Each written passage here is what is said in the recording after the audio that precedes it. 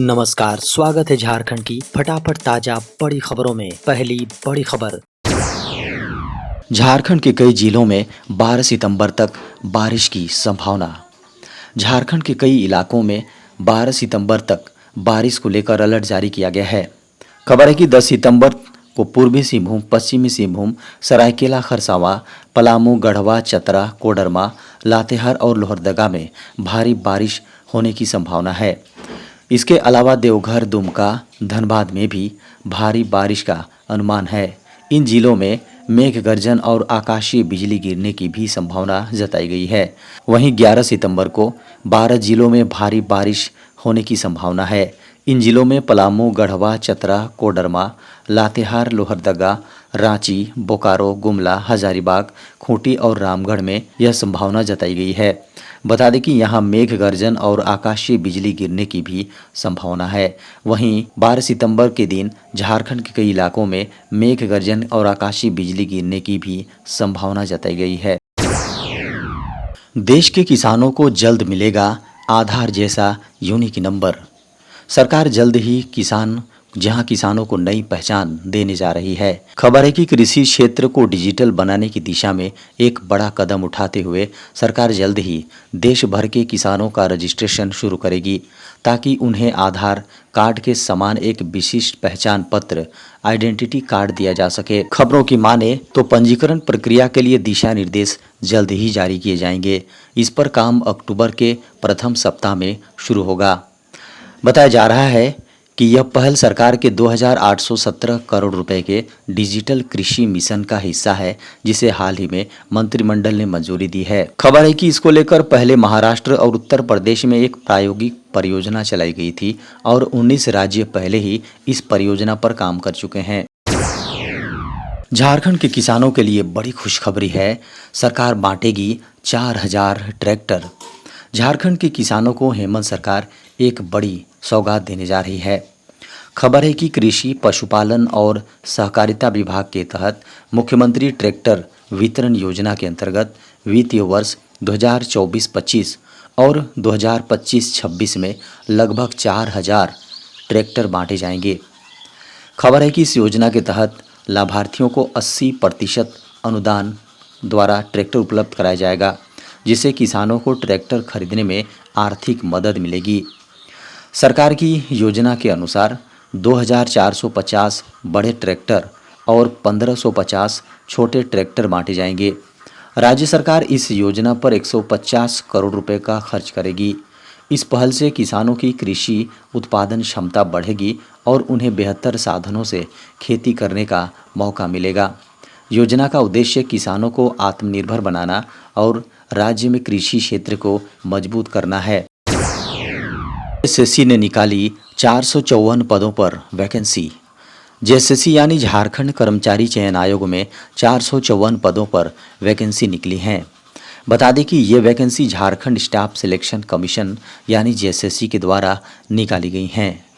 इसके लिए आधिकारिक वेबसाइट पर नोटिस जारी किया गया है।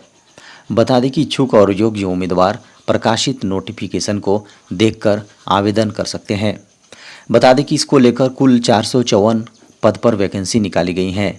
इन पदों पर आवेदन करने के लिए उम्मीदवारों की योग्यता किसी मान्यता प्राप्त संस्थान से स्नातक पास होनी चाहिए। इन पदों पर आवेदन करने के लिए उम्मीदवारों की न्यूनतम आयु सीमा 21 वर्ष जबकि अधिकतम आयु सीमा 37 वर्ष निर्धारित है। बता दें कि आयु में छूट की जानकारी के लिए आप विस्तृत रूप से नोटिफिकेशन देख सकते हैं। वहीं अदर्स के लिए आवेदन शुल्क 100 रुपये जबकि SC/ST candidates for Jharkhand state के लिए 50 रुपये तय है। भर्ती नोटिफिकेशन के अनुसार इन पदों पर उम्मीदवारों का चयन टेस्ट के द्वारा होगा। केंद्र सरकार का बड़ा फैसला, क्रेडिट डेबिट कार्ड से भुगतान पर लगेगा 18% GST। डेबिट और क्रेडिट कार्ड लेन देन को लेकर GST काउंसिल की बैठक में एक बड़ा फैसला लिया गया है।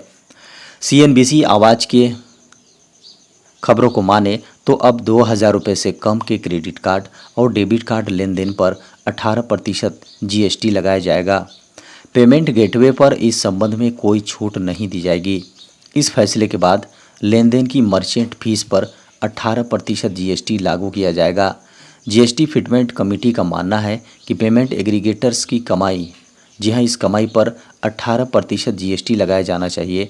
समिति का यह भी कहना है कि इस प्रकार के जीएसटी का डायरेक्ट इफेक्ट कस्टमर्स पर नहीं पड़ेगा। पेमेंट गेटवे और एग्रीगेटर से जीएसटी वसूला जाएगा। दरअसल यह जीएसटी पेमेंट एग्रीगेटर से लिया जाएगा। पेमेंट एग्रीगेटर एक थर्ड पार्टी प्लेटफॉर्म है जो व्यापारियों को भुगतान की राशि स्वीकार करने में मदद करता है। बता दें कि रेज़र पे, पेटीएम और गूगल पे इसके कुछ उदाहरण हैं। 12वीं पास के लिए नौकरी का सुनहरा मौका, 69,000 रुपये तक सैलरी। इंडियन नेवी ने सैलर मेडिकल असिस्टेंट्स के पदों पर भर्ती के लिए आवेदन मांगे हैं। इच्छुक उम्मीदवार 7 सितंबर से 17 सितंबर 2024 तक ऑनलाइन आवेदन कर सकते हैं। यह भर्ती एसएसआर यानी MED ASST के नवंबर 2024 के बैच के लिए की जाएगी। बता दें कि 10+2 परीक्षा फिजिक्स, केमिस्ट्री और बायोलॉजी PCB के साथ पास की हो, वहीं 50% कुल अंक और प्रत्येक विषय में न्यूनतम 40% अंक होना चाहिए। उम्मीदवार का जन्म 1 नवंबर 2003 से 30 सितंबर 2007 के बीच होनी चाहिए। बता दें कि 10+2 में PCB में प्राप्त अंकों के आधार पर शॉर्ट लिस्टिंग किया जाएगा। वहीं शारीरिक फिटनेस परीक्षण यानी PFT, लिखित परीक्षा और भर्ती चिकित्सा परीक्षा इंडियन नेवी के निर्धारित केंद्रों पर होगी। शॉर्ट लिस्टिंग राज्यवार की जाएगी और यह फिजिक्स, केमिस्ट्री और बायोलॉजी में प्राप्त कुल अंकों के आधार पर की जाएगी। भारतीय नौसेना में SSR मेडिकल असिस्टेंट के पद पर चयनित उम्मीदवारों को रक्षा वेतन मैट्रिक्स के लेवल 3 के तहत 21,700 से 69,100 का जहाँ तक का सैलरी मिलेगी। इसके अलावा उन्हें हर महीने 5,200 का MSP मेडिकल स्पेशल पे और DA डियरेंस अलाउंस भी मिलेगा। भारत में पहला मंकी पॉक्स केस, सरकार ने बताया कैसे हुआ संक्रमित। भारत में पहला मंकी पॉक्स मामले सामने आने के बाद हाई अलर्ट जारी कर दिया गया है। केंद्र सरकार ने पहले केस की ट्रेसिंग करने के बाद यह बताया है कि पहले संदिग्ध का संक्रमण उसकी यात्रा के कारण से है।